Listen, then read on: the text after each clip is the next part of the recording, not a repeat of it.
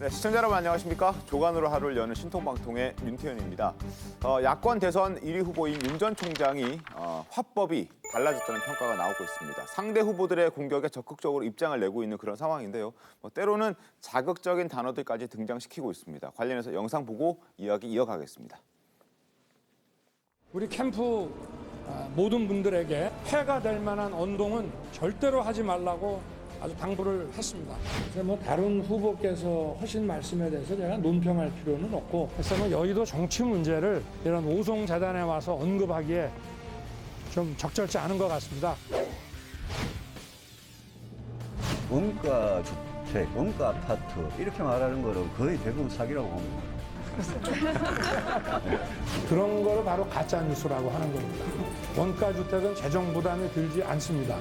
이런 사법 집행에 대해서 언급하는 것이 어떻게 보면 두테르테식인데, 왜 두테르테가 나옵니까? 문재인 대통령이 두테르테고 당신은 그 두테르테의 하수인에 불과하다. 글쎄 뭐 두테르테 되게 민감하게 반응하신 것 같은데, 뭐 얘기만 한마디 하면 뭐 다들 볼 때처럼 말씀을 하시는데, 제가 총장 시절에 했던 그 수사와 그 지휘에 대해서 다들 뭐 많은 격려와 칭찬을 해 주셨던 분들이라고 생각을 합니다.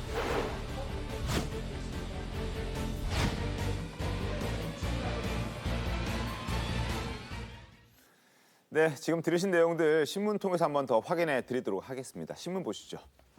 자, 국민일보부터 보겠습니다. 앞서 유승민 의원 포퓰리즘이라고 지적했고요. 그리고 홍준표 의원 역시 두테르테의 하수인이다라고 지적을 했는데, 여기에 대해서 이제 왜 다들 이렇게 내가 말만 하면 벌떼처럼 공격하고 나섰느냐라고 이제 나를 좀 세우고 있는 모습인데, 어떻게 좀 지켜보셨습니까? 네, 뭐 이 홍준표 의원의 발언이 시작이었죠. 네. 최근 20개월 된 아이를 성폭행하고 살해한 네, 양모씨 네. 흉악범이 있었잖아요. 대통령이 되면 이런 범죄자는 사형을 시키겠다라고 했는데, 뭐 이 부분 관련해서는 뭐 양모 씨가 뭐 굉장히 정말 상상할 수 없는 흉악범인 거는 논외로 치더라도 네. 이 사형을 시키겠다 이 발언 때문에 좀 이제 여러 가지 말들이 나왔어요. 네. 근데 윤 전 총장이 이제 그 기자들을 만난 자리에서 이 부분에 대한 질문이 나왔습니다. 네. 윤 전 총장이 이 대통령이 형사 처벌에 대해서 이렇게 직접적으로 언급하는 건 두테르테식이다. 뭐 두테르테 필리핀 대통령으로 뭐 사실 이런 굉장히 강압 통치를 하는 분으로 유명하죠. 네. 그러니까 이제 홍 의원이 다시 이제 발끈하면서 문재인 대통령이 두테르테처럼 수사 지시를 했고, 귀하, 그러니까 윤 전 총장을 얘기하는 것인데, 윤 전 총장은 당시 서울중앙지검장이었잖아요. 집행 선봉장에선 두테르테의 하수인이나 마찬가지였다. 뭐 이렇게 얘기를 했고, 유승민 전 의원까지 여기에 참전을 해서 네. 윤 전 총장을 더 직접적으로 문재인 권력의 칼 노릇을 하던 윤 전 총장이 두테르테라고 이 홍 의원을 지적하는 것이 좀 부적절하다. 뭐 이런 취지로 얘기를 했습니다. 그렇습니다. 이 내용을 잠시 뒤에 저희가 이제 바로 좀 짚어보도록 하겠고, 아래쪽에 신문 하나 더 보겠습니다. 경향신문인데요. 여전히 국민의힘에서는 역선택 룰을 역선택 방지 조항을 경선 룰에 포함시킬 것이냐 포함시키지 않을 것이냐를 두고 굉장히 반응들이 많이 오가고 있는 그런 상황입니다. 여기에 이제 정홍원 전 총리죠. 지금 현재 선거관리위원장이 자, 내가 윤석열 지지하는 건 아니다. 말도 안 되는 소리 하지 말아라고 일단 엄포를 놔놨습니다. 이 부분은 잠시 뒤에 좀 살펴보도록 하겠습니다. 자, 먼저 홍준표 의원과의 설전부터 짚어보겠습니다. 자, 홍 의원이 최근 이제 벌어진 전자발찌를 훼손하고 여성 2명을 살해한 그 연쇄 살인 사건과 또 생후 20개월 된 의붓딸을 성폭행하고 또 잔혹하게 살해하는 그런 사건 등등을 언급을 하면서 이러한 끔찍한 사건에 대해서는 입장을 좀 밝혔습니다. 어떤 입장 밝혔는지부터 확인해 보겠습니다. 자, 자신의 페이스북을 통해서 이러한 사람들은 사형시켜야 하지 않겠느냐? 내가 대통령이 되면 반드시 이런 사람들은, 이런 범죄인들은 사형을 시키겠다라고 얘기를 했습니다. 근데 이러한 홍 의원의 생각에 윤 전 총장이 지적을 했습니다. 행정부의 수장이 된다면 사법부의 할 일을 간섭해서는 안 된다라는 취지의 비판을 한 건데요. 여기까지는 뭐 괜찮습니다. 그런데 문제는 윤 전 총장이 필리핀 대통령 두테르테를 꺼내들기 시작하면서 이제 설전이 시작했습니다. 홍 의원도 즉각 반박하면서 설전이 벌어졌는데 두 사람의 목소리 들어보겠습니다. 홍준표 위원이 흉악범들을 사용시켜야 한다 이런 식으로 말을 했는데요. 행정의 수반인 대통령이 그 형사 처벌에 관한 이런 사법 집행에 대해서 언급하는 것이 좀 어떻게 보면 두테르테식인데 윤석열 후보가 저보고 두테르테래. 필리핀의 두테르테래. 내가 그거 보고 어이가 없는 게 아니 사형 판결이 확정된 사람 집행하겠다는데 거기 왜 두테르테가 나옵니까? 2017년도 중앙지검장 할 때 우리 쪽에 사람 1000명 데리고 와서 강압 수사를 했고 그중에 200명을 정치적인 이유로 구속하지 않았냐. 그건 누가 시킨 거냐? 문재인 대통령이 시킨 거 아니냐? 내가 보기에는 그런 수사를 지시한 문재인 대통령이 두테르테고 당신은 그 두테르테의 하수인에 불과하다. 그 두테르테를 아무데나 붙이지 마라. 내가 그런 이야기를 했어요. 자, 왜 두테르테가 이렇게 서로 신경전을 벌일 만큼 인물이 되었느냐 아마 궁금해하시는 분들이 많으실 것 같습니다. 그래서 두테르테가 어떤 인물인지 한번 저희들이 그 사형 제도에 대한 발언들을 한번 모아봤습니다. 들어보시죠. Kayong nasa droga, utang ina, papatayin ko talaga kayo. Tignan ninyo. Ay, wala akong pasensya dyan. Wala akong middle ground. The campaign against drug will continue. Maraming mamatay dyan. Plenty will be killed. And I will continue. And I don't give a shit about anybody observing my behavior. Meron akong special unit. Habang buhay, bantayan kayo. At pag nagkamali kayo ng konti, sabihin ko, patayin kayo. Pag nangamatay itong mga na to, huwag kayong pumunta sa amin at magsisigaw kayo ng human rights, due process. Inawarningan ko na kayo eh. 네, 그동안 이제 죽이겠다, 사형하겠다 이런 표현들을 서슴지 않고 사용했던 두테르테 대통령인데 그래서 이제 홍준표 의원 입장에서는 좀 불편했던 것 같습니다. 그렇습니다. 그런데 전 안타까운 게 윤석열 전 총장 같은 경우에 어떤 언행을 하면 항상 그 부분이 서리고 있다. 그리고 이번에도 두테르테, 저희 필리핀은 우방국입니다. 네. 우방국의 대통령을 부적절한 비유의 대상으로 끌어다 쓰는 거. 당연히 외교적 결례라는 어떤 그런 지적이 나왔고 당 내에서도 나왔습니다. 그렇다면 사실 윤석열 총장이라는 새 피가 정치권에 수혈될 때 네. 국민들이 기대했던 그런 기대치, 기존의 정치적 문법을 새로 쓰고 고쳐 쓰고 다른 대안을 제시하는 분이 아닐까라는 기대치가 상당히 높았는데 뭐 최재형 후보 역시 마찬가지인데 지금 하는 어떤 발언들을 보면 아 역시 정치는 했던 사람이 해야 되는 건가? 이건 정치 전문가라는 영역이 따로 있는 건가? 정치 신인이 들어왔을 때 이렇게 좀 헤맨다면 이 사람을 대통령으로 뽑을 수 있을 것인가? 본인이 본인의 입으로 계속 그런 설화를 낳고 있거든요. 그리고 이 두테르테라는 이런 말을 사실 안 해도 되는 말인데 했고 그러면 또 이 캠프 진영에서는 사실 그 진위는 어떻다 저런 것이었다 계속 각주를 달고 해석을 달고 이런 부연 설명을 해야지만 그 의미가 온전히 담긴다면 그게 대선 주자의 언행으로는 적절한 것인지 저는 의문이 많이 들었습니다. 적절하지 않다. 네. 네, 어떻게 보셨습니까? 일단 이제 필리핀의 지금 법 집행 상황을 간략하게 말씀을 드리겠는데요. 그러니까 법원에서 사형 판결이 확정된 사형수에 대해서 네. 형 집행을 한다. 그것도 국제적인 논란거리인데 필리핀은 지금 문제가 뭐냐면 현장에 마약 사범이나 조직 폭력 사범을 소탕을 할 때 경찰관이 가서 설화했을 때 안 선다 이러면 사실은 바로 총알이 나갑니다. 그 수사하는 그 순간에 이렇게 목숨을 잃는 잠재적인 범죄 피의자들이 1년에 몇천 명씩 됩니다. 그래서 두테르테 대통령이 취임 직후에 지금 수만 명이 사실은 이 범죄와 전쟁이라는 명목으로 죽어나갔거든요. 그게 지금 필리핀에 어떻게 보면 수사와 상황이고. 관련된 인권과 관련된 상황이고 지금 홍준표 후보가 이제 화면상의 얘기로는 사형 판결이 확정된 사람에 대해서 사형 집행을 하는데 그걸 가지고 두테르테라고 나를 비난하냐라고 얘기를 했지만 실은 그 전에 페이스북 화면을 보면 이번에 20세 영아에 대해서 성범죄를 했던 거기에 대해서 제가 대통령이 되면 이런 놈은 반드시 사형시키겠습니다. 이렇게 됐거든요. 근데 문제는 이런 놈이 대법원에 의해서 사형 판결이 확정이 됐다. 그러면 사형 집행을 하는 것은 법무부 장관과 대통령의 권한이니까 그건 그럴 수도 있겠습니다. 근데 저 20세 영아를 강간한 저 흉악범이 아직은 법원에 의해서 사형 판결이 안 나왔거든요. 그러면 사실은 법원에서 엄벌이 됐으면 하는 게 저도 희망사항이기도 하고 윤석열 후보의 희망사항이기도 하지만 어쨌든 저게 사형이 나올지 무기징역이 나올지 그건 모르는 일 아니겠습니까? 그런데 일국의 대통령을 하시겠다는 분이 판결도 안 나온 사건을 가지고 제가 대통령이 되면 저런 놈은 반드시 사형시키겠습니다. 이거는 사실은 국가의 사법권을 침해했을 뿐만 아니라 헌법 질서 기초에 대한 기초적인 상식도 없이 홍준표 후보가 말을 질러버린 거예요, 보면. 그래서 기자가 이제 물어보니까 이거 필리핀 두테르테 대통령이 법 집행하는 거하고 똑같은 방식인데 이렇게 해가지고 국가의 헌법 체계와 이게 형사소송법 법 체계가 어떻게 되겠냐. 이 얘기를 당연한 얘기를 윤석열 후보가 한 거예요, 보면. 그래서 사실은 홍준표 후보님은 지금 뒤에 가서 인터뷰하시면서 사형 집행에 관한 얘기로 뉘앙스를 상당히 지금 이렇게 바꿔서 얘기를 했는데 저 사고라고 한다면 저건 대통령이 아니라 가장 기본적인 이게 뭐랄까 법 질서에 대한 생각이 없으신 분이에요. 어떻게 대통령 하시겠다는지 모르겠어요. 김수희 평론가님. 네, 저는 두 가지 측면에서 이성적으로 바람직하지 않은 건 있었다고 봅니다. 방금 말씀하셨다시피 외교적인 문제가 될 수 있는 부분이 있고요. 윤 전 총장의 언행이 바람직하지 않았다는 네네. 측면 두 가지. 그렇습니다. 예. 첫 번째 외교적인 문제, 그리고 네. 두 번째는 아까 두테르테 대통령 발언 보셨겠지만 홍준표 의원이 저런 식으로까지 얘기한 적은 없었습니다.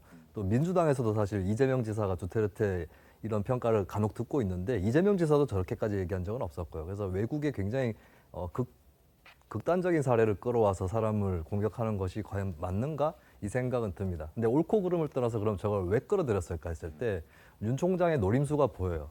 그러니까 자신이 이제 굉장히 수사를 맹렬하게 하는 검사 이미지가 씌어 있는데 나는 절제된 권력을 추구하는 사람이다. 라고 하는 그런 이미지를 좀 주고 싶었던 것 같고 절제되지 않은 사람은 따로 있다. 저 사람이다. 검사 선배이기도 한 홍 의원이다. 이런 것들이 좀 의미에 들어가 있지 않나 그렇게 생각이 듭니다. 알겠습니다. 어쨌든 그 설전이 계속 이어지고 있고 이 설전에 또 가세한 인물이 또 있습니다. 바로 유승민 전 의원인데요. 화면 보시죠. 홍준표 후보가 두테르테라면 윤석열 후보는 뭐라고 해야 하냐. 문 권력의 칼 노릇을 하던 윤 후보가 수없이 행했던 무리한 수사. 온 천하가 알고 있다. 과거 윤 후보의 목적은 수사였나 아니면은 보수 진영 괴멸이었냐라고 얘기하면서 사실 뭐 비슷한 얘기하는 것 같습니다. 홍 후보와 함께. 비슷한 얘기긴 한데 그 뭐 이제 두테르테 얘기를 꺼낸 건 윤 전 총장이고 그걸 이제 먼저 반박한 것은 본인의 발언에 대해서 두테르테 발언이 나왔기 때문에 이제 네. 홍준표 의원이 먼저 반박을 했죠. 네. 근데 이제 홍준표 의원도 본인 관련된 일인데 반박을 하면서도 문재인 대통령이 두테르테라면 당신은 그런 두테르테의 하수인이었냐 네, 네. 이렇게 얘기를 했단 말이에요. 근데 유승민 전 의원은 좀 더 직접적으로 윤 전 총장을 직격했다는 차이가 있죠. 그래서 뭐 유승민 전 의원 같은 경우에는 이제 적폐 수사의 중심이었던 윤 전 총장이 뭐 사실상 두테르테나 마찬가지 아니냐 뭐 그렇게 언급은 안 했지만 이 지금 하수인이라는 표현을 통해서 약간 수위 조절을 했던 홍준표 의원보다 좀 더 강력하게 윤 전 총장을 공격을 했어요. 그 제가 보니까 최근에 국민의힘의 이 후보들 간의 지금 각축 상황은 네. 확실히 홍준표 의원하고 유승민 전 의원이 조금씩 그 지지율이 올라오는 상황이잖아요. 그러니까 아마 이 유승민 전 의원의 그간의 정치 스타일이 그렇진 않았는데 최근에는 뭐 네거티브라는 비판을 받더라도 내가 홍준표보다 더 강한 말로 지금 1위 후보인 윤 전 총장을 압박하겠다. 이런 인식은 확실히 있는 것 같아요. 그 주변 캠프 사람들도 그렇고. 그러다 보니까 이런 논란에 본인이 시작한 논란은 아니었지만 내가 홍준표보다 더 세게 윤 전 총장을 압박하면서 나의 존재감을 보여주고 싶다. 뭐 이런 좀 이 마음속 속내들이 있는 것 같습니다. 알겠습니다. 그래서인지 유승민 의원은 이 두테르테 문제뿐만 아니라 부동산 공약, 윤 전 총장의 부동산 공약인 원가 주택에 대해서도 공세를 이어갔습니다. 화면 보겠습니다. 자, 윤석열 후보의 부동산 공약인 원가 주택의 재원을 직접 계산한 결과 국가 손실이 2천조 원, 실현 불가능한 포퓰리즘으로 청년을 농락하는 행위로밖에 볼 수 없다라고 얘기를 합니다. 자, 후보들의 공격이 지금 거세지고 있는 상황인데 윤 전 총장도 앞서 오프닝 영상에서 보여드렸듯이 좀 달라지고 있다고 말씀드리지 않았습니까? 어떻게 대응했는지 들어보겠습니다. 오늘 그 유승민 캠프 원가 주택이 2천조 원이 드는 포퓰리즘이라면서 사실상 재원 조달 현실성이 떨어진다고 말했는데 그런 거를 바로 가짜 뉴스라고 하는 겁니다. 원가 주택은 재정 부담이 들지 않습니다. 과거에 정주영 그 현대 회장께서 출마를 하셔가지고 내가 대통령이 되면은 아파트 값을 절반인가 3분의 1로 낮추겠다는 말씀을 하신 게 혹시 기억이 나시는지 모르겠습니다만은 국가가 제대로 시행할 때 아파트 분양가를 크게 낮출 수 있는 것은 사실입니다. 그래서 뭐 얘기만 한마디 하면 뭐 다들 볼 때처럼 말씀을 하시는데 제가 총장 시절에 했던 그 수사와 그 지휘에 대해서 다들 뭐 많은 격려와 칭찬을 해 주셨던 분들이라고 생각을 합니다. 그분들이 왜 그렇게 입장이 바뀌었는지는 뭐 국민들께서 좀 판단 잘 하실 것으로 생각하고 있습니다. 자, 확실히 좀 뭔가 좀 강해진 것 같습니다. 뭐 적극적인 것 같기도 하고. 혹시 캠프 내에서 좀 이렇게 조언을 좀 했습니까? 아니면 이렇게 하라라고 얘기를 좀 했습니까? 글쎄요, 조언하신 분이 있으셨을 수도 있고 아닐 수도 있는데 최소한 저는 그런 조언을 드린 적은 없는데요. 아니 근데 당연한 상황을 당연하게 얘기를 했으니까요. 아니 뭐 사법부 판결도 안 나는 것을 대통령이 그냥 사형시켜버리겠다고 얘기를 하는 그런 말에 대해서는 반드시 지적이 있어야 되지 않겠습니까? 특히 기자가 물어보는데 네. 아니 그리고 원가대로 뭐 그 집 짓는데 3억 들었다 이러면 3억에 팔겠다는 게 지금 원가 주택의 기본 개념이거든요. 근데 그걸 가지고 2천조의 예산이 별도로 든다라고 하는 그런 이게 이 잘못된 얘기를 하고 있는데 그거 당연히 기자가 물어보면 당연히 거기에 대해서 답변해야 되겠죠. 가짜뉴스다. 가짜뉴스라고 당연히 답변해야 되지 않겠습니까? 그럼 뭐 누가 코치하느냐 안 하느냐 문제가 아니고요. 이건 뭐 상식에 대해서 답변하느냐 마느냐 이런 문제니까요. 장윤 변호사는 어떻게 보셨습니까? 사실 윤석열 전 총장이 이제 어떤 현안에 대해서 이야기를 구체적으로 하는 거는 지금 국면이 그런 국면에 접어들었기 때문인 걸로 보입니다. 1호 정책도 본인이 공식적으로 이제 선언을 한 상황에서 당연히 공격이 들어올 수밖에 없고 이제 방어를 하는 차원에서 하는 것인데 그럼 그 원론적인 그 공약 자체가 얼마나 현실성이 있는지 그 본인이 본인 입으로 답변을 해야 되는 몫이 이제는 왔다. 그런데 좀 많이 안타까운 게 이런 부분과 관련해서 되게 구체성과 세밀성이 없고 캠프에서는 아마 뭐 스피킹을 뭐 조율한다, 어떻게 좀 잘 전달력을 국민들께 보여드릴 수 있을지 고민하겠다 이런 얘기가 끊임없이 나오는데 저는 이 스피킹의 문제가 아니라 스피커의 문제다. 종국에는 이 정치 신인으로서 사실 검증되지 않았던 여러 부분들 그리고 이런 부분에 대해서 본인이 어떻게 내가 대안이라고 확실하게 보여줄 수 있을지 아직까지 저는 보여주진 못했다라고 분명히 생각을 하고 있고 또 계속해서 발목을 잡는 소위 말하는 보수 괴멸론에 대해서 어떻게 이야기를 내놓을 것인지 사실 보수 진영에 몸을 담기에는 부담감이 상당히 큰 주자였던 거는 아무도 부인할 수가 없을 겁니다. 네. 그렇다면 그런 사람들의 표를 갖고 올 것인지 아마 윤석열이라는 주자를 뽑지 못하면 민주당을 지지하지 못하더라도 아예 대선 국면에서 표를 행사하지 않을 수도 있는 그런 지지층이 분명히 있을 거라고 보거든요. 그렇다면 유경수 여사 생가를 찾아가고 이런 러브콜을 하는 데서 벗어나서 그럼 과거의 수사에 대해서는 본인이 어떤 입장을 내놓을 것인지 여러 가지 너무 많은 숙제가 놓여 있는 것 같습니다. 알겠습니다. 일각에서는 뭐 지지율 때문에 이렇게 좀 강하게 멘트를 한다 뭐 이런 평가도 있습니다. 지지율 상황 잠깐 보겠습니다.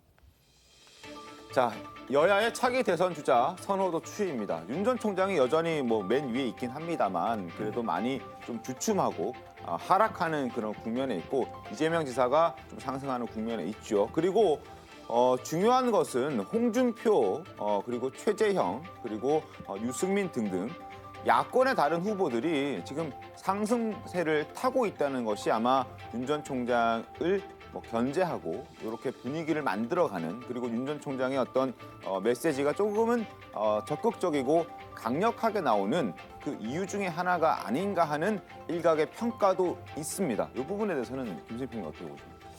글쎄요. 일단 저는 아직까지 그렇게 판도부터 먼저 말씀을 드리면 네. 크게 바뀌고 있는 것 같지 흔들릴 않다. 판도는 아니기 때문에. 예, 그런 측면이 분명히 있습니다. 이렇게 여론조사 결과를 좀 상세하게 들여다볼 필요가 네. 있는데 어느 정도는 이제 후발주자들이 더 올라가는 흐름에 있는 건 사실이거든요. 근데 많이 알려졌지만 이미 네. 민주당 지지층에서 홍준표 의원이라든지 유승민 전 의원 이쪽을 지목하고 있는 성격이 좀 큽니다. 예, 그리고 그분들이 진짜로 그러면 본선에서 국민의힘 소속의 홍준표 혹은 유승민을 찍을 거냐 이 부분이 굉장히 불투명한 혹은 그렇죠. 그럴 가능성이 굉장히 낮은 네. 그런 상황이기 때문에 저는 오히려 현재로서는 판도가 그렇게 크게 바뀌고 있지 않다라는 그런 판단을 하고 앞서서 우리가 들었던 각 후보들의 발언들도 그런 것들을 의식해서 나오는 부분들이 분명히 많다고 보여지거든요. 홍준표 의원 또 세게 나오는 부분들이 이제 국민의힘 지지층에서의 선호도를 올려야겠다 이런 판단을 분명히 또 하고 있는 것이고 거꾸로 이제 윤 전 총장은 그럼 외연 확장을 좀 해보고 부드러운 이미지를 줄까 이런 측면에서 또 나오는 것 이런 것들이 이제 아직까지 좀 판도의 변화 여기서는 여의치 않다 이런 판단을 하는 것 같아요. 알겠습니다. 역선택 방지 논란 나왔기 때문에 한번 짚어보고 넘어가겠습니다. 자, 정홍원 선관위원장이 어제 각 캠프의 대선 주자들의 어떤 대변인격이 되는 분들을 모셔서 찬반 의견을 좀 청취했습니다. 캠프 입장 어떤지 들어보겠습니다. 여론조사 보더라도 정권 교체를 바라지 않는 그러한 분들의 의사가 국민의힘 대통령 후보 결정 과정에 개입한다는 것은 정권 교체를 바라는 국민들의 의사를 무시하는 것이고 우리 지지자들의 열망을 저는 받들지 못하는 것이다. 이미 경준위에서 그리고 최고위에서 추인한 이 안을 손바닥 뒤집듯이 뒤집는다면 결국 경선은 파행으로 가고 당은 파국에 치닫을 수밖에 없다 이렇게 생각을 합니다. 여론조사의 수치가 좀 심하게 말하자면은 경선 조작까지도 의심될 수 있는 정도의 지경에 이르러서 역선택은 이제는 반드시 막아야 되는 일이 불가피해졌다 이런 판단입니다. 자, 이런 논란 때문에 일각에서는 또 정홍원 위원장의 사퇴 주장까지 나오고 있는 상황입니다. 여기에 대해서 정홍원 위원장은 경고했습니다. 그런 소리 하지 말아라 라고 얘기했는데 직접 들어보시죠. 부터 말씀드리자면 확정된 안이 있을 것 같으면 그에 따르면 되는 것이지 뭐 사서 고생을 하려고 이 문제를 가지고 계속 논란을 하겠느냐 하는 것을 결국 우리 선관위가 최종 확정을 하거나 또는 최고위에서 의결을 하거나 하는 그런 절차가 필요하고 특정 후보를 만난 것이 지지가 아니냐 하는 그런 주장이 있는 것 같습니다. 의례적인 방문이고 그런 방문을 갖다가 그걸 거절한다는 것 자체가 그게 저는 도리가 아니라고 봅니다. 그런데 이런 문제를 가지고 뭐 그게 지지라느냐 하는 식으로 견강부회하는 그런 발언은 적절치 못하다고 생각을 합니다. 자, 윤 전 총장 한 번 만났다고 해서 내가 윤 전 총장 지지하는 거 절대 아니니까 그런 소리 앞으로 하지 말아라 라고 이제 따끔하게 얘기를 하는 모습인데 근데 역선택 방지 조항 그 최승현 기자 보시기에는 넣어야 됩니까? 안 넣어야 됩니까? 어떻습니까? 글쎄 이 부분은 좀 논의가 필요할 것 같은데 지금 제가 섭불리 뭐 어느 쪽이 맞다라고 말씀드리긴 좀 어려울 것 같아요. 근데 지금 아까 평론가님께서 말씀하신 대로 지금 2, 3위 후보라고 할 수 있겠죠. 홍준표 의원이나 유승민 전 의원의 지지율이 올라가는 것은 그러니까 전체 여야 후보를 놓고 여론조사를 하면 홍준표 의원 같은 경우에 한 7, 8% 정도 나오는 상황이잖아요. 예전보다 좀 올라가긴 했어요. 이제 그런 부분들은 이제 민주당 지지층이 여권 후보들도 선택지가 있기 때문에 여권 후보들을 선택하는 상황이기 때문에 이제 홍준표 의원이 한 그 정도가 나오는 건데 보수 야권 후보들만 놓고 이제 선택을 하라고 하면 민주당 지지층이라고 밝힌 사람이 홍준표 의원이나 유승민 전 의원을 찍는 상황. 그렇기 때문에 그 이제 여야 후보를 전체를 놓고 여론조사를 했을 때보다 이 보수 야권 후보들만 놓고 여론조사를 했을 때 홍준표 의원이나 유승민 전 의원의 지지율이 높게 더 나오죠. 올라가는 그러니까 네. 윤석열 전 총장과의 격차가 좁혀지는 그런 상황이 있는 건 사실인데 저는 이 경준위에서 결정한 안을 선관위에서 분명히 바꿀 수는 있습니다. 근데 이 지금 여론조사에서 나오는 것처럼 실제로 당에서 후보를 뽑기 위해서 이게 뭐 여론조사 100%로 하는 것도 아니고 이 당내 조사, 그러니까 당원들 조사하고 함께 섞어서 이제 믹스를 해서 결정을 하게 될 텐데 그것이 이렇게 민주당 지지층들이 여론조사 과정에서 조직적으로 개입을 해서 이 뭔가 이 윤석열 전 총장이 좀 부담스러우니까 좀 더 만만한 후보를 고르겠다라는 식으로 작전 짜듯이 들어와서 이 한 결과를 뒤집을 수까지 있겠느냐? 저는 그건 굉장히 어렵다고 생각을 하고 결과적으로는 이 선거를 통해서 이 최종 본선에서 대통령이 되기 위해서는 네. 지금 이제 민주당을 지지한다고 하는 사람들이나 민주당을 지지할지 국민의힘을 지지할지 결정을 못한 중도층에 있는 사람들이나 이런 사람들을 설득해서 내 편으로 끌어와야지 결국엔 대선에서 이길 수 있는 거잖아요. 그런 점까지 감안을 하면 대의라는 측면에서 명분이라는 측면에서는 역선택 방지 조항이 꼭 있어야 하는가라는 의문이 드는 거는 사실인데 이 부분은 이제 캠프마다 또 그렇죠. 캠프마다 이해관계가 다를 것이고 가장 중요한 것은 이 부분 때문에 또 한 2, 3주 전에 그렇게 당이 시끄러웠잖아요. 그러니까 토론회를 하느니 마느니 뭐 통화 녹취가 됐느니 마느니 하면서 그런 상황이 다시 벌어지면 그냥 국민의힘 전반에 대한 국민의 실망감이 엄청 커질 거라는 겁니다. 이 언제쯤 결론이 납니까? 선관위 결정이 다음 주쯤 납니까? 그렇죠. 그쯤에 나게 될 텐데 아마 지금 이준석 대표 같은 경우는 아예 이 논란에서 손을 떼겠다고 하는 상황이잖아요. 뭐 정권을 주겠다고 했으니까. 정홍원 선관위원장이 최고위와 함께 논의하자라고 얘기를 했는데도 그것조차 이제 거부했다라는 얘기가 있을 정도인데 뭐 이 부분은 저는 정홍원 선관위원장이 뭐 사심이 있는 분이 아니고 그동안의 이분의 이력을 보면 나름 공정하고 특히나 이제 이 정권 교체에 대한 어떤 열망이 또 굉장히 강하신 분이기 때문에 각 캠프들의 어떤 이해관계를 반영해서 그 접점을 찾을 가능성이 있거든요. 그러니까 역선택이 있다 없다가 아니라 그 사이에 어떤 장치를 통해서 이 캠프들이 어느 정도 합의를 할 수 있는 수준의 이 어떤 묘안이 있을 수도 있습니다. 그러니까 그런 부분들을 상당히 많이 고민하고 있는 걸로 알고 있습니다. 알겠습니다. 제가 참고로 조금만 말씀드리면 이제 물론 이제 캠프 입장이 반영됐다고 하는 것을 전제로 하고 들어주십시오. 우선 최근에 어쨌든 정청래 의원이라든지 또 김어준 씨가 같은 민주당 쪽의 스피커들이 힘내라 홍준표를 정말 열렬하게 가열차게 외치고 있는 그런 상황이다라고 하는 것을 하나 말씀드리겠고요. 재밌는 게 일단 질문을 정권 교체를 바라십니까 바라지 않습니까 이제 요 질문을 하고 나서 정권 교체를 바라지 않는 사람들 중에서 홍준표 후보에 대한 지지와 윤석열에 대한 지지가 현격한 차이가 있습니다. 그 수치는 얘기를 제가 굳이 말씀드리지 않겠습니다. 그러니까 이제 이런 상황이라는 것을 알아주셨으면 좋겠고요. 아마 경선관리위원회에서 오늘도 아마 이제 어제는 이제 각각의 어떤 선거 캠프들의 대리인들을 불러서 얘기를 들었고요. 오늘은 전문가들을 불러서 아마 전문가들의 의견을 듣는다고 하는 것 같아요. 그리고 나서 아마 적정한 방법으로 시뮬레이션 같은 걸 예우대 연구소 같은 데를 통해서 아마 해보지 않을까 싶고 그리고 나서 최종적으로 아마 경선관리위원회에서 표결 절차를 해서 결정한다 저는 그렇게 들었습니다. 알겠습니다. 일단은 뭐 한 표결 절차를 거치면 지금 현재 상황에서는 뭐 유보 의견을 갖고 있는 분들도 계시고 찬성 반대 의견이 좀 엇갈리는 것 같은데 이런 시뮬레이션과 어떤 전문가들의 의견을 좀 듣고 나면은 하나로 이제 일치가 될 테고 그리고 후보들도 사실 각자의 의견들이 있지만 선관위가 결정하면 거기에 따르겠다는 게 뭐 이제 중론이기 때문에 큰 잡음 없이 아마 문제가 좀 해결됐으면 하는 그런 바람도 아마 많은 국민들이 갖고 계시지 않을까 싶습니다. 자, 그리고 이제 대선 6개월 남았습니다. 정치권에서는 6개월을 앞두고 이게 다가오다 보니까 막말들이 많이 나온다는 것 같습니다. 이번에는 고 박원순 전 서울시장 측 법률 대리인을 맡고 있는 정철승 변호사가 101세 원로 철학자에게 나이에 대한 공격을 했습니다. 김영석 연세대 명예교수가 최근 문재인 정부를 비판했다는 이유로 이 김 교수를 비판했는데 화면부터 보겠습니다. 이래서 오래 사는 것이 위험하다는 옛말이 생겨난 것일 게다. 어째서 지난 100년 동안 멀쩡한 정신으로 안 하던 짓을 탁해진 후에 시작하는 것인지 노회 현상이라면 딱한 일이다라고 이야기를 합니다. 자, 왜 이런 이야기를 했을까? 바로 김영석 교수가 지난달 한 일본 언론과의 인터뷰했던 그 내용 때문입니다. 여기에서 이제 정부를 비판하는 내용들이 상당히 좀 있었는데요.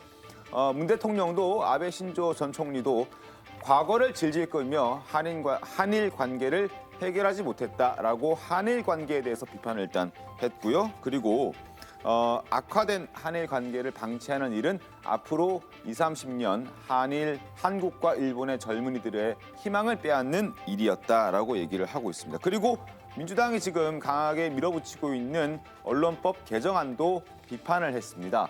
문재인 정부가 언론에 대한 압박을 강화하고 있다. 자유가 없어져서 북한이나 중국처럼 되면 인간애도 파괴가 될 것이다 라고 얘기를 했습니다. 이렇게 얘기를 했더니 이제 노회했다. 그리고 오래 사는 것이 위험하다는 옛말이 생겨날 것일 게다. 이러한 메시지들을 내놓은 것이거든요. 자, 김 교수가 강연한 게 있습니다. 한 달 전쯤이었는데 어떤지 직접 한번 시청자 여러분께서 한번 보셨으면 좋겠습니다. 화면 보시죠. 늙지 않고 살아야 한다는 것은 우리 모두에게 주어진 하나의 과제인 것 같습니다.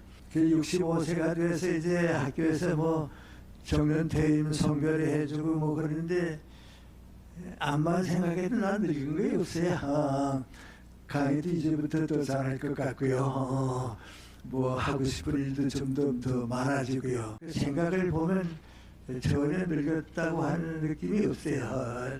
나라 국정을 그렇게 열심히 할 수 있다는 건 아직도 이제 정열이 남아있다는 거죠. 90까지 연장해보자. 또 나도 그렇게 산 셈입니다. 101세이시지만 꽤 정정해 보이셨고 말씀도 또박또박 잘 하셨던 것으로 전 보여집니다. 어떻게 좀 보셨습니까, 영상? 뭐 그리고 네. 메시지들에 대한 평가도 좀 해주십시오. 네. 일단 아까 언론중재법에 대해서 이제 그게 통과되면 네. 뭐 북한, 중국 얘기를 하셨는데 그 부분은 좀 지나쳤다라고 봅니다. 한국의 민주주의의 어떤 근간 이런 것들이 분명히 있기 때문에 네. 뭐 악법이 몇 개 통과된다고 해서 나빠지진 않을 거다라고 보고요. 근데 방금 이제 뭐 일본과의 관계 이런 부분들은 사실 이게 이념적으로 굳이 들을 이유는 없는 거거든요. 아마 김대중 전 대통령께서도 만약에 이걸 보셨다면 적극 공감하셨을 거예요. 한일 관계나 이런 문제들은. 그래서 이것들은 뭐 몇 가지 이견이 있지만 그건 이견대로 놔두고 또 뭐 비판할 수 있으면 비판하는 것이고 공감할 수 있는 거 공감해가면서 그렇게 또 접점을 찾아가면 되는 것이죠. 그리고 뭐 이렇게 노 교수께서 얘기하시는데 그렇게 민감하게 들을 필요는 전혀 없는 일이었다 이렇게 봅니다. 김경진 교수, 의원님 어떻습니까? 그러니까 옛날 갑자기 성경 생각이 나는데 성경의 아담의 후손들은 900세를 살았다고 하죠.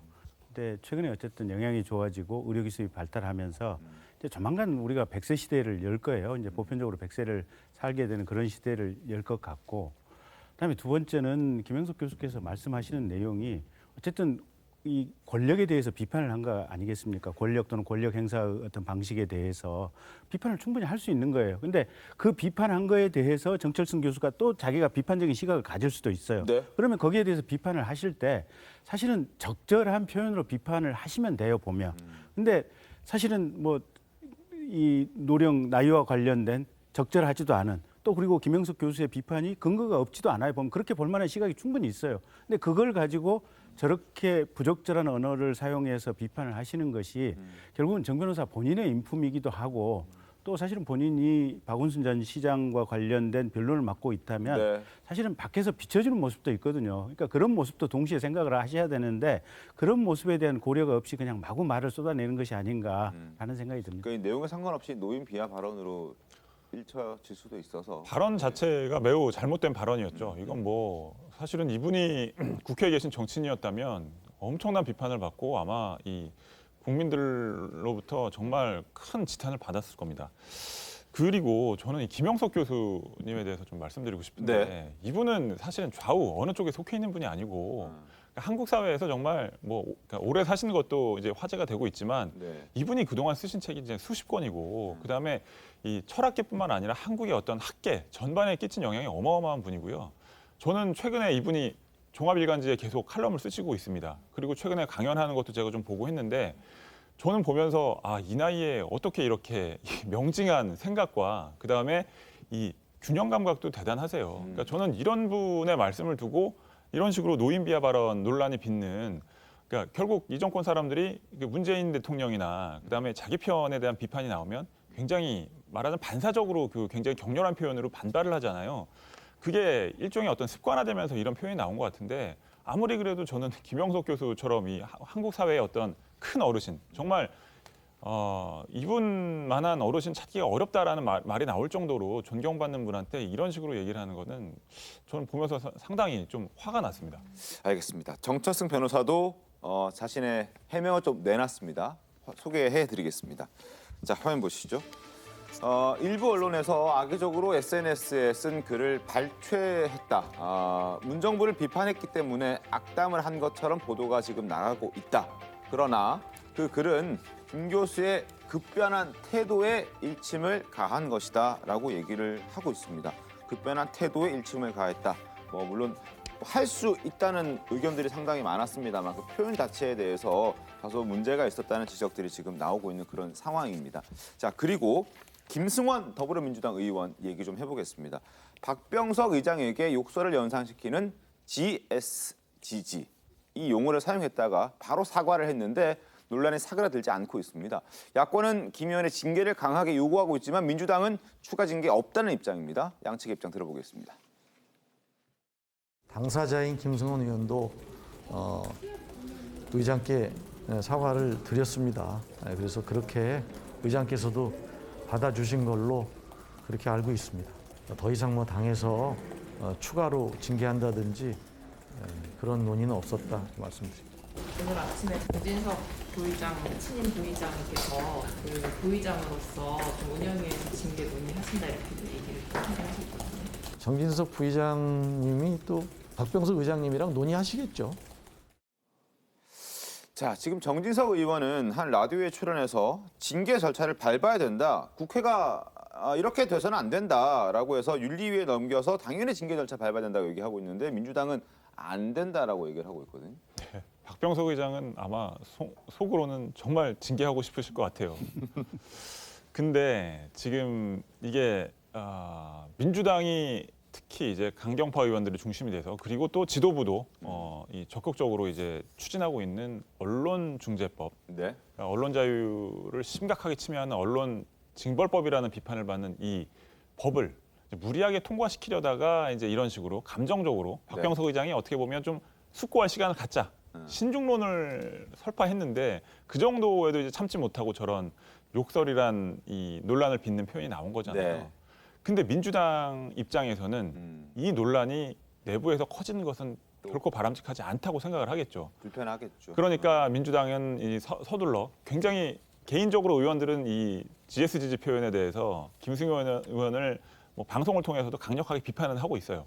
그렇지만 이제 국회를 통해서 징계 절차에 들어가면 이 논란이 더 길어질 수밖에 없기 때문에 이 부분을 좀 빨리 정리하고 싶어하는 좀 생각이 있는 것 같고 뭐 김승원 의원은 뭐 국회의원으로서 굉장히 부끄러운 일을 했다라는 것은 뭐 모든 국민이 이제 알게 된 상황이고 이런 부분을 민주당은 정략적으로 판단을 해서 이쯤에서 좀 정리하고 싶다 그런 생각 때문에 지금 국민의힘이 윤리위원회 해부해도 이제 여야 합의가 이루어져야 또 징계 절차가 들어가니까 네. 뭐 그런 부분을 좀 이제 좀 차단하고 싶은 것 같습니다. 예, 이런 이제 지적들이 나오니까 뭐 이런 얘기도 나오고 있습니다. 이제 민주당을 향해서 자신들의 뜻에 거슬리면 국회의장도 또 당의 원로도 없는 정말 민낯이 드러났다 이런 지적들도 왜 당 안팎에서 여의도 안팎에서 나오고 있는 상황입니다. 들어보겠습니다. 이 초선 의원이 국회의장도 눈에 안 보이는 겁니다. 자기들이 위라고 생각하는 거거든요. 소수의 강성 지지층을 편승해서 하는 소수의 강경 의원들이 사실 그 당을 갖다 좌지우지하고 있고 심지어는 국가의 시스템 자체를 우습게 보는 거라는 겁니다. 자기들이 뽑은 국회의장에 대해서 쌍욕을 하는 것은 어떻게 봐도 용서할 수 있는 일이 아니고요. 지금 국회의장한테 가서 사과할 일이 아니라 국민들한테 사과해야 될 일이라고 생각합니다. 입법부를 대표하는 사람을 뽑아놓은 다음에 그 사람을 그렇게 SNS를 통해서라도 욕을 하는 것은 이제 옳지 않은 태도라고 생각하고요. 장윤 변호사님 어떻습니까? 이거 어떻게 마무리해야 될까요? 사실 민주당이 앞에 새겨 들어야죠. 이 어떤 메시지를 공격하고 싶은데 메신저를 아까 정철승 변호사 케이스에서도 마찬가지고 네. 국회의장을 향한 부분도 마찬가지고 뭐 쌍욕을 한다든지 그 사람의 어떤 나이를 갖고 공격을 한다든지 대단히 부적절하고 민주당은 이건 정치적인 공격의 빌미를 스스로 내놓은 겁니다. 그리고 언론중재법이라고 뭐 중차대한 입법 과정을 거쳐가면서 그 진정성 훼손도 본인들이 자초한 부분이 있어서 이 부분 물론 당사자에게 사과했다라고 하지만 국회의장에게 사과했다라고 하지만 저는 뭐 이 SNS 글이 금세 뭐 삭제하기도 했고 바로 이 당사자에게 사과를 했기 때문에 윤리위까지 해부할 문제인지는 다소 모르겠지만 이 부분과 관련해서 국민께 사과해야 된다라는 말에는 전적으로 동감합니다. 그 해명이 일단 욕이 아니라고 얘기를 하고 있습니다. GS지지라는 게 Government Serve General Good 이렇게 얘기를 하고 있거든요. 이 해명은 어떻게 평가하십니까? 저는 아마 이 문제에서 좀 소수 의견에 해당할 것 같은데요. 제 개인적으로 말씀드리면 처음에 GS지지라는 표현을 보고 무슨 뜻인지 몰랐어요. 저도 좀 헷갈렸습니다, 솔직히. 그리고 예. 사람들이 추정하는 걸로 치더라도 그럼 K로 써야 되는 거 아닌가 혹시 그런 생각도 G가 아니라 들었고요. 이게 뭐 혹시 뭐 패션 브랜드인가 뭐 이런 생각도 들었는데 뭐 어쨌든 해명을 했어요. GS지지가 약자다라고. 근데 사실 저는 이런 경우에는 어떤 의심을 하기보다는 이거 무죄 추정주의로 가는 게 맞지 않나라는 생각을 합니다. 제가 왜 이런 얘기를 드리냐면 이게 그렇게 중요한 일인가 싶은 생각이 있어요. 그러니까 예를 들면 언론중재법을 반대하는 입장에서 이 욕설이 문제인지 언론중재법이 문제인지 했을 때 저보고 정치인이라면 어디를 더 중시하겠냐, 당연히 법이거든요. 김승원 의원에 대해서 비판을 하더라도 이런 단어보다는 이 사람의 어떤 노선이라든지 정책 여기에 대해서 비판을 하는 게 더 맞다고 보고 사실 국회의원들이나 정치인들이 이것보다 더 명백한 잘못들을 많이 저지릅니다. 대표적으로 뭐 부동산 투기라든지 이런 것들 다 있잖아요. 근데 그런 것들이 다 징계 안 받고 넘어갔는데 이런 걸 가지고 좀 일을 키울 필요가 있을까 이런 생각이 좀 들어요. 정책에 대한 비판 뭐 이런 것도 할 수 있지만 그래도 이제 표현에 대한 또 국민이 뽑아준 뭐 대기고 이제 근데 이게 의원이고. 명확하지 않기 때문에 그래서 설령 의심이 들더라도 됐다. 이렇게 넘어가는 건 좀 어떨까? 제가 이렇게 얘기한 게 무비판적으로 보일 분들이 계실지 모르겠는데 네네. 오히려 자잘한 것들을 너무 많이 비판하려고 하다 보면 우선순위라든지 경중 이런 것들을 우리가 못 가리게 된다라는 측면이 있어요. 그래서 김승원 의원에 대한 지지 여부, 민주당에 대한 지지 여부를 떠나서 이런 거는 그냥 좀 스킵을 하는 건 어떨까 생각을 합니다. 알겠습니다. 그런 시각도 있을 수 있고 그런 의견도 지금 김수민 평론가처럼 뭐 대의를 생각하면 뭐 작은 것들은 좀 자잘한 것들은 뭐 그냥 넘어가 주는 것도 방법일 수도 있다라는 의견도 있을 수 있습니다. 하지만 어쨌든 욕설로 추정되는 발언을 SNS에 남겼고 그게 이제 법관 출신의 또 국회의원이다 보니까 그게 또 향하는 사람이 국회의장이다 보니까 여러 논란들이 지금 나오고 있는 상황이고 이 여론들이 지금 싸늘하게 흘러가고 있는데 문제는 또 강성 지지층 같은 경우에는 오히려 박병석 의장을 향해서 거센 비난을 이어가고 있다는 부분도 저희가 짚어야 될 대목인 것 같습니다. 자, 화면 보시죠. 자, 더불어민주당 권리당원 게시판입니다. 개혁을 가로막는 암덩어리, 그리고 역사의 반역자, 왜군, 무능한 정치인 사퇴시켜라. 이렇게 얘기가 나옵니다. 이런 부분들은 김선희 평론가 어떻게 보시죠? 이것도 혹시 그냥 넘어가야 아니요, 됩니까? 저건 명백한 잘못입니다. 저런 잘못을 잡아내기 위해서 조금 불확실한 거는 넘어가도 된다. 어제 말씀드린 거예요. 모든 걸 물밀하면 안 되고요. 왜냐하면 국회의장은 당적도 무소속이고 어쨌든 간에 최대한 중재를 이끌어내서 원활하게 회의를 굴려가는 그런 역할을 하는 게 국회의장 역할이거든요. 그러면은 오히려 어떤 그런 국회의장을 상수로 놓고 정치를 할 때 계산을 할 필요가 있습니다. 국회의장은 원래 저런 존재다. 그럼 박병석 의장을 설득하려면 민주당 입장에서 어떻게 해야 되느냐 이런 걸 고민을 해야 되는 것이죠. 강하게 밀어붙여서 설득을 할 건지 아니면 교묘하게 어떻게 해가지고 설득을 할 건지 속일 건지 심지어 여러 가지의 전략 전술이 있을 수 있어요. 근데 자기 말 안 들어준다고 저렇게 공격한다. 근데 박병석 의장이 저런다고 말을 들어줄까요? 아닐 거거든요. 왜냐하면 국회의장을 다선 의원을 안 치는 게 다 이유가 있습니다. 얼마 이렇게 남은 정치 인생이 길지 않거든요. 그러면 또 그런 분들은 그런 분들대로의 소신이 있습니다.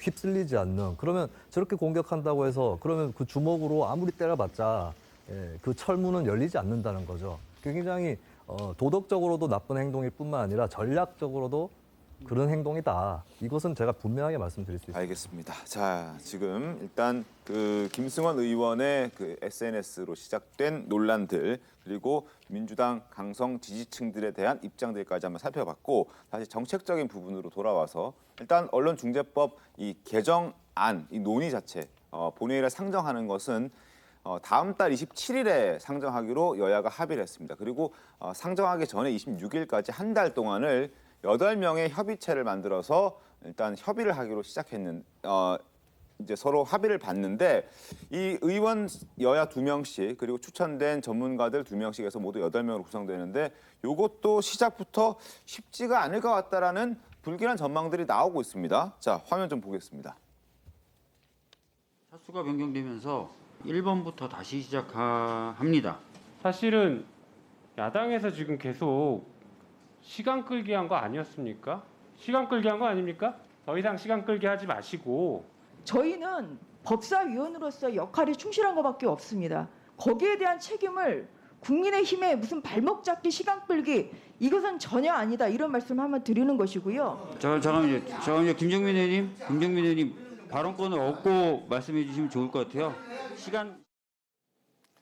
자, 여당에서 추천한 인물은 지금 나왔던 영상에 잡혔던 김종민, 김용민 의원이고요. 국민의힘은 전주회 최영두 의원을 지금 배치를 했습니다. 그런데 이제 김용민 의원, 특히나 강경파고요. 김종민 의원도 강경파라고 평가를 받고 있습니다. 때문에 수정안의 협상이 지금 처음부터 할 마음이 없는 것 아닌가, 민주당에서. 그런 평가들도 지금, 그런 우려들도 나오고 있는데 여기에 대해서는 김정재님 어떤 의견이십니까? 그럴 가능성이 높다고 봐야죠. 그래서 일단 민주당 같은 경우는 자체 내부의 당원들이 굉장히 강성이기 때문에 그 당원들의 입장을 바라보고 지금 저 협상 후보를 뽑은 것 같아요. 근데 과연 저렇게 됐을 때 진짜 협상이 되겠느냐. 그래서 저는 최근에 진중권 교수가 뭐 어디 SNS에서 올렸던 글이 생각이 나는데요. 지금 민주당의 가장 구조적인 문제점은 계속해서 싸울 대상을 찾는다. 그 싸우는 과정을 통해서 뭐랄까 정치를 분열시키고 그러면서 자기 내부 단속을 해가는 이런 정치를 하고 있기 때문에 국가 전체가 계속해서 이 싸움이 진행되는 이런 상태로 갈 수밖에 없다. 이게 민주당의 한계다라고 진중권 교수가 지적을 했는데 그런 어떤 맥락의 연장선상에서도 저 문제가 지금 진행되고 있는 것이 아닌가 이렇게 보여집니다. 알겠습니다. 한번 좀 지켜보겠습니다. 27일까지 일단 한 달 동안 과연 얼마나 협의가 좀 진행이 좀 잘 될지도 좀 의심스럽긴 한데 한번 이런 것들이 이제 국민들이 그때 좀 빨리 알 수 있도록 공개가 좀 돼서 내용을 참 공유하는 그런 또 시스템이 또 갖춰졌으면 하는 그런 바람도 갖고 있습니다. 자, 그리고 윤희숙 의원 얘기 잠깐 해보겠습니다. 어제 국회의원 회관의 방에서 짐을 다 뺐다고 합니다. 다시 한번 이제 사퇴 의지를 강하게 국민들에게 메시지를 던진 것인데 민주당도 이 윤 의원의 사퇴한 처리를 하겠다 뭐 이런 의지를 밝혔습니다. 자, 윤호중 민주당 원내대표 목소리 들어보겠습니다. 저희는 뭐 그걸 뭐 반대하거나 그러니까 처리 자체를 반대할 사안이 아니고요. 이것은 윤희숙 의원이 사직안을 낸 거니까 회기 중에는 본회의에 상정 처리하게 돼 있는데 야당이 요구하면 그래서 만약에 야당이 이 반성하고 국민에게 사죄하는 태도보다는 정쟁을 일으키고 그다음에 뭐 본인이 피해자다 이런 코스프레를 해왔기 때문에 그 부분에 대한 우리 의원님들의 판단이 다 있을 것이다. 자, 이제 그러면서 이제 합의된 사항을 보면은 자율에 맡기겠다 그랬거든요. 의원들 자율에 맡기겠다. 뭐 그 뜻은 우리가 어떻게 해석을 해야 됩니까? 뭐 당론을 정해서 표결을 하지 않겠다는 것인데 뭐 어쨌든 그 야당은 입장을 정했습니다. 그러니까 김기현 원내대표가 저렇게까지 얘기한 것은 9월 27일인가요? 이제 곧 이제 언론중재법을 처리하겠다고 공언한 그 본회의에서 윤희숙 의원의 사퇴안까지 상정하는데 이제 우리는 협조하겠다라는 것이고 지금 윤호중 원내대표도 야당이 뭐 그렇게 결정을 하면 우리도 같이 이제 그 표결에 참여하겠다라는 입장이니까 저는 이제 민주당이 윤희숙 의원의 캐릭터를 이 사태 초반에 잘 몰랐던 것 같아요. 그러니까 윤희숙 의원은 제가 여태까지 봐온 바로는 한다면 하는 분이거든요. 그러니까 이분은 사퇴하기로 했으면 그냥 사퇴하는 거예요. 그러니까 아마 표결이 붙여지지 않더라도 지금 방 빼고 있고 뭐 여러 가지 이제 절차를 밟고 있다고 하는데 더 이상 국회의원 활동은 안 하실 겁니다. 그러니까 그런 분을 이제 지금 서초 지역구 국민들을 위해서도 어쨌든 본인이 물러난 상황에서 그 지역의 국회의원을 뽑는 게 정상이잖아요. 그럼 어쩔 수 없이 이 절차는 밟을 수밖에 없는 것인데 자, 표결에서 결과가 어떻게 나올 것이냐. 민주당이 지금 계속 윤희숙 의원의 어떤 사퇴 선언을 폄하하고 비판하는 이유는 본인들이 떳떳하지 못한 측면이 있기 때문이잖아요. 그러니까 윤희숙 의원은 이제 본인이라기보다는 그러니까 여당에서는 본인도 그 연루돼 있을 수 있다는 의혹을 제기하고 있지만 아버지의 농지법 위반 의혹 때문에 국회의원직을 사퇴했단 말입니다. 근데 아주 단선적으로 비교를 해도 민주당에서는 그 권익위에서 이 역시 같은 조사를 통해서 지적을 받았던 의원들이 10여 명이 되는데 그분들 중에서 탈당 권유를 받은 분 아무도 당을 나가신 분이 없잖아요. 그리고 뭐 경우에 따라서는 윤희숙 의원보다 조금 그 혐의가 가벼운 분도 있긴 하지만 대부분은 윤희숙 의원 이상의 어떤 무거운 혐의를 받고 있는 분이에요. 그리고 심지어 자신의 지역구에 투기를 했다라는 의혹을 받고 있는 분들도 있고 가족들을 통해서. 그러니까 이렇기 때문에 민주당은 이 표결에서 뭐 당론을 정하지 않은 이유는 민주당이 그만큼 정치적 부담이 크기 때문이라고 볼 수 있는 것이고 이 표결에 들어갔을 때 국민의힘에서도 약간 이제 동정표가 나올 수밖에 없는 상황이고 민주당에서도 이게 내가 떳떳하지 않은데 우리가 지금 이걸 가결시켜 버리면 우리의 정치적 입장이 더 곤란해질 수 있겠구나라는 생각을 할 수도 있단 말입니다. 그래서 저는 이게 안건으로 올라가서 당연히 표결은 들어가겠지만 이것이 과연 가결이 될 것인가? 이 부분은 앞으로도 더 지켜봐야 될 사안이라고 생각합니다. 알겠습니다. 자, 그리고 김승환 의원이 며칠 전에 한 라디오 방송에 출연해서 윤희숙 의원이 사퇴서를 낸 것은 아니다라고 얘기를 또 해서 논란이 됐었죠. 그래서 TBS가 사과했습니다. 들어보겠습니다. 지금 사퇴를 냈다는 얘기를 제가 들어본 적이 없고요. 또 국민의힘당에서 그 본회의 안건으로 올려달라는 그런 청을 했다는 얘기도 들어본 적이 없습니다. 그래서 저는 약간 이게 쇼 아닌가, 진정성이 없다는 거죠. 이에 대해 김승원 의원이 본인이 잘못 알고 있었다며 윤희숙 의원에게 말씀드리겠다라고 다른 언론과 인터뷰에서 밝히셨습니다. 국민의힘 윤희숙 의원은 지난 8월 25일 국회의원과에 사직서를 제출한 것이 맞습니다. 정보 제공에 혼동을 드린 점 양해 말씀드립니다. 자, 윤희숙 의원의 어떤 사퇴 과연 가결될 것인지 한번 국민 여러분과 함께 지켜보도록 하겠습니다. 자, 지금부터는 조국 전 장관 딸 이야기 짚어보겠습니다. 부산대가 조 전 장관 딸의 입학 취소를 발표하면서 조 씨의 전적 대학 성적이 지원자 가운데 3등이었다라고 설명한 바가 있습니다. 하지만 이 부산대 발표가 거짓이었던 게 드러났습니다. 먼저 부산대 측의 목소리 듣고 오겠습니다. 동양대 표창장 내용은 자기소에는 거의 인용하지 않았습니다. 조 학생이 합격자 1차 서류 통과자 30명 중 서류평가에서는 19위를 하였고요. 전적 대학의 성적이 3위였고 공인 영어 성적이 4위였습니다. 그래서 조 학생이 서류를 통과한 것은 전적으로 허위 스펙을 이용한 서류평가에서라기보다는 전적 학교의 대학 성적과 공인 영어 성적이 크게 좌우한 걸로 이렇게 보여집니다.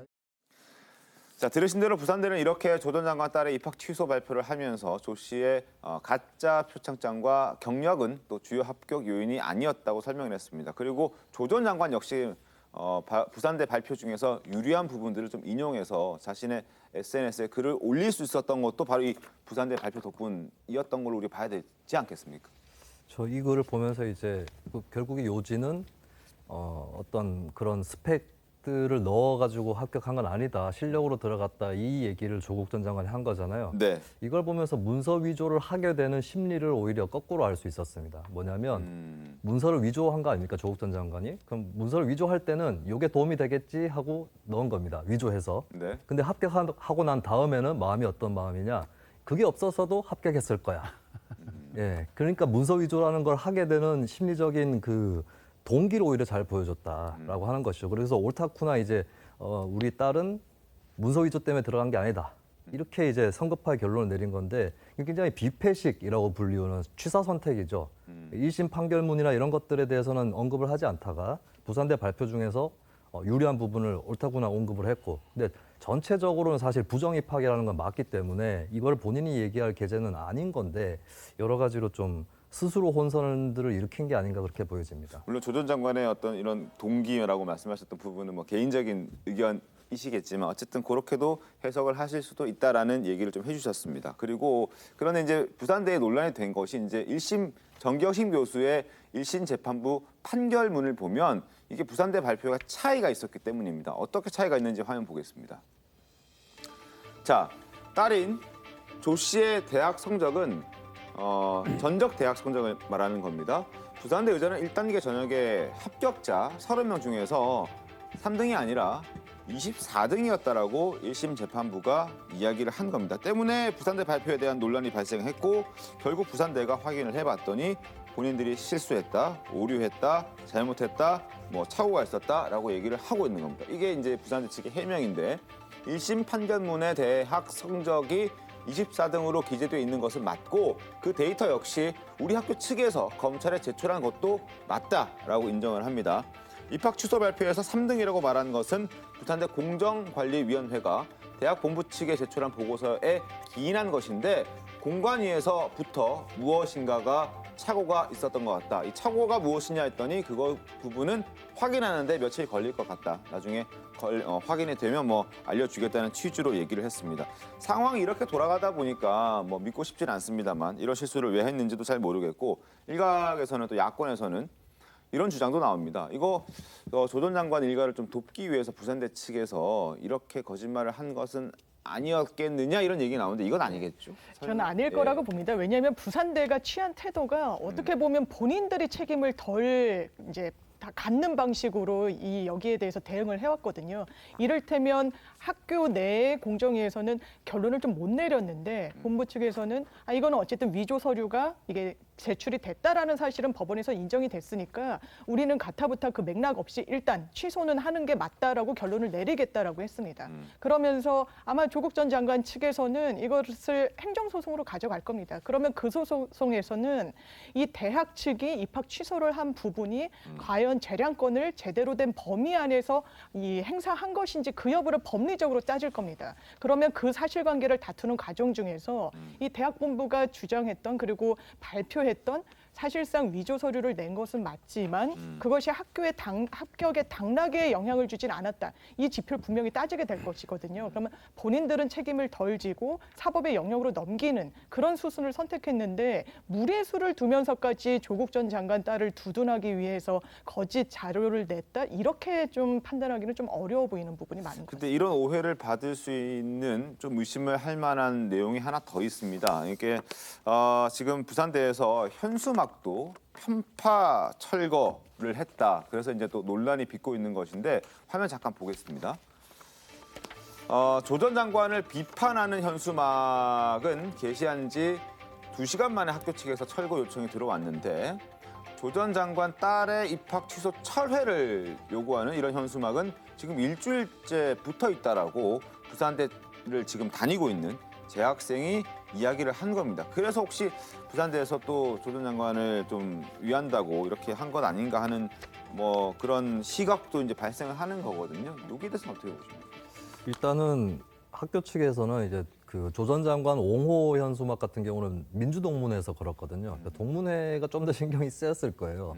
근데 그렇다 치더라도 양쪽에 철거하고 혹은 이제 유지되는 이 시간의 간격이 너무 크고 저도 학교 다닐 때 현수막 많이 걸었었는데 그 입장에서 생각해 보면 이게 어느 편이 옳다 이걸 떠나서 어찌됐건 간에 표현의 자유라는 게 있는 것이고 어느 정도는 그걸 열어줘야 됩니다. 그럼 학교 측에서도 뭐 어떤 단체가 와서 달겠다고 하면 며칠까지 달라 이런 식으로 좀 계도를 하고 보장을 해주는 게 맞는 거죠. 그래서 이 2시간 만에 철거는 뭐가 됐든 바람직하지 않고 그리고 이 신전대협이라는 단체 특성과 별개로 사실은 많은 젊은이들이 이 사건에서 분노를 했습니다.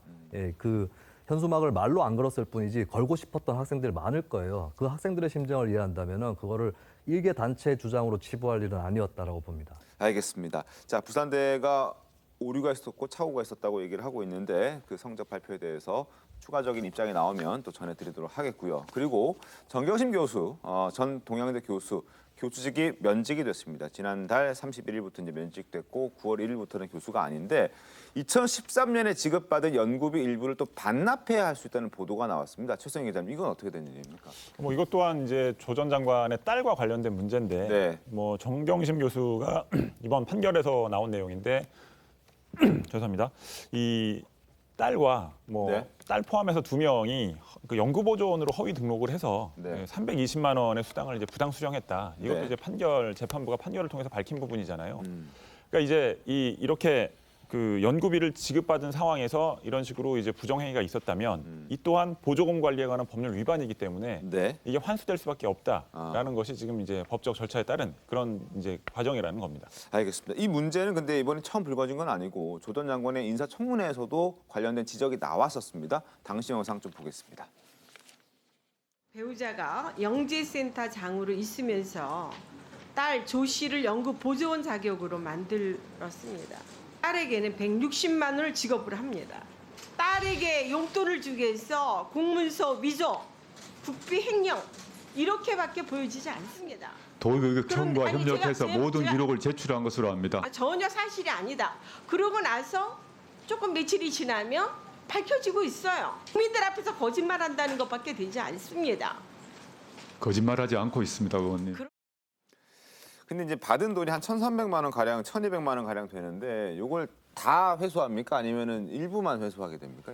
글쎄요, 저도 조금 헷갈리는 문제예요. 보면 그러니까 이제 전체로서 이게 사기가 된다고 본다면 보조금법 위반이 된다면 이게 전액 횡령 회수를 해야 맞는데 네. 이게 만약에 일부분만 지금 이게 비정상적으로 지출이 됐고 나머지는 정상적인 연구 활동이라든지 봉사 활동이 진행이 됐다면 일부만 회수되는 게 맞아서 저건 사실은 사건의 실체를 좀 내밀하게 봐야 결정할 수 있는 문제인 것 같아요. 이것도 이제 대법원의 판결이 나와야 이제 진행이 되는 부분이니까. 저거는 회수에 대해서는 대법원 판결이 나올 수는 없고요. 행정기관에서 아마 주체적으로 결정을 할 문제가 아닌가 싶습니다. 알겠습니다. 한번 기다려보고 또 지켜보겠습니다. 자, 그리고 지금부터는 어제 있었던 더불어민주당 대선 경선 TV 토론회 이야기 좀 해보겠습니다. 여기에서도 조 전 장관 딸의 이야기가 나왔습니다. 추미애 전 법무부 장관이 이재명 지사에게 자, 어떤 입장이냐라고 물었는데 어떻게 대답했을지 직접 확인해 보겠습니다. 이 후보님께서는 민감한 현안에 대해서는 좀 회피하는 태도를 보이셨어요. 우선 조국 전 장관 따님 조양의 부산대 입학 처분, 입학 취소 처분에 대해서 이렇다 할 입장을 내시지 않으셨고요. 참 안타깝게 생각하는데 지금 현재 절차가 진행 중이어서 그 절차 과정을 좀 보고 판단하도록 하겠습니다.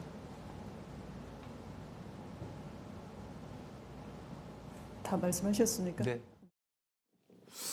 자, 그리고 추 전 장관뿐만 아니라 정세균 전 총리 역시 이 지사를 비판했습니다. 어떤 내용으로 비판했는지 들어보겠습니다. 조세가면 어떻게 하시겠습니까? 25조 가능합니까? 자, 제가 전에 이제 공개적으로 발표한 게 있는데 첫째는 전 국민 상대로 첫 해에는 1인당 25만 원씩, 그다음에 청년들에 대해서는 연간 100만 원 이렇게 말씀드렸고 그 재원은 20조 원이면 충분합니다. 아니, 제 답변부터 답변을 하세요. 이재명 후보는 나쁜 버릇이 있어요. 누가 질문을 하면 답변을 안 하고 이리 피하고 저리 피하고 지난번에 이낙연 후보가 하는 질문에 대해서 답변을 안 하더라고요. 그 변호사 수임료 문제 답변을 하셔야죠. 검증을 회피하고 답변을 피하면 그럼 어떻게 하시겠다는 겁니까? 그렇게 하시면 안 돼요. 지금 이재명 후보는 여론조사 1위 후보 아닙니까? 1위 후보답게 확실하게 하세요. 김수민 평론가님, 저 지적은 어떻게 보셨습니까? 네, 뭐 논리적으로는 정세균 전 총리의 어떤 질문 이런 것들이 이제 계속 파고드는 맛은 있긴 한데 사실 이 그림을 놓고 봤을 때는 정세균 전 총리가 확실하게 후발주자다라는 것만 보여준 것 같아요. 그러니까 결과적으로 도전자와 챔피언의 모습이었던 거거든요. 이재명 지사도 그걸 염두하고 있었을 겁니다. 조금 내가 논리적으로 밀려 보이더라도 여유로운 모습을 보여주겠다라고 하는 것이고 역설적으로 이제 나이도 정 전 총리가 더 많고 선수도 훨씬 높은데 거꾸로 그림이 뒤바뀌고 말았다라고 하는 것이고 이 부분 글쎄요 정 전 총리가 의도를 한 것인지 아니면은 다 일단 내려놓고 올인을 한 것인지 이건 좀 궁금한데 어쨌든 간에 정 전 총리가 좀 급박하다 이런 생각이 좀 듭니다. 알겠습니다. 근데 저게 25조 조세 감면 방안이라고 하는 게 25조쯤의 조세를 감면하려고 한다면 정말 굵직한 원칙 몇 가지가 나와야 할 정도로 답변이 가능해야 돼요. 근데 제가 보기에는 이재명 지사가 저게 아마 기본소득 재원과 관련된 연관 질문이었을 텐데 25조 조세 감면 방안이 사실은 본질적으로 없는 거예요. 보니까 할 말이 없으니까 지금 엉뚱한 답변을 하는 거예요. 근데 이게 저희가 긴 시간 대통령 선거를 봐왔지만 사실은 2012년도 대통령 선거 때도 박근혜 당시 당선자께서 별로 그렇게 TV 토론 잘하지 못했거든요, 보면. 근데 상관이 없더라고요, 보면. 그래서 매번 보면 이 TV 토론이라고 하는 것이 실제 국민들의 표심하고는 그렇게 상관이 있는 것은 아니다라고 하는 장면을 확인할 수 있고 이재명 지사도 그런 상황들을 잘 알고 있으니까 저렇게 25조 조세 감면 방안이면 정말 사실은 경제학이라든지 이게 국세 조세하는 사람들은 정말 어마어마한 일이거든요. 근데 동문서답으로 그냥 딴말하고 지나가고 그게 넘어가는 거 아니겠습니까? 알겠습니다. 자, 그리고 이낙연 전 대표 역시 추 전 장관의 질문을 피해가지 못했습니다. 어떤 얘기를 했는지 들어보겠습니다. 최승혜 전 총장은 이낙연이 조국을 쳤다. 또 고맙다고 사람을 보내왔더라. 이런 발언을 했어요. 일부 언론에 공개도 됐습니다. 바로 그 당사자가 입장문을 발표했습니다. 그래서 그것이 그 매체에 보도된 바가 있죠. 사실과 다르고 조카 앞에서 허황된 얘기를 했다라고 본인이 발표한 바가 있습니다. 문제 발언을 한 그 총장은 뭐 그렇게 얘기를 해서 그런지 놔두고요. 이를 보도한 언론사를 고소 고발한 것으로 저는 알고 있어요. 그 매체는 그것뿐만 아니라 여러 차례 불공정하고 부정확한 보도를 한 바가 있습니다. 조국 전 장관도 그럴 리가 없다는 믿음을 표시한 바가 있습니다. 알겠습니다. 자, 어쨌든 뭐 민주당에서도 경선 TV 토론이 이제 활발하게 이뤄지고 이제 아마 곧 있으면 또 다른 TV 토론이 벌어지면 또 설전이 벌어질 것 같습니다. 오늘 다 많이 못 보여드렸던 부분들은 다음에 또 방송할 때 준비해서 보여드리도록 하겠습니다. 자, 잠시 뒤에 돌아오겠습니다. 네, 오늘 준비한 신통방송 여기까지입니다. 내일 더 신통하게 돌아오겠습니다. 고맙습니다.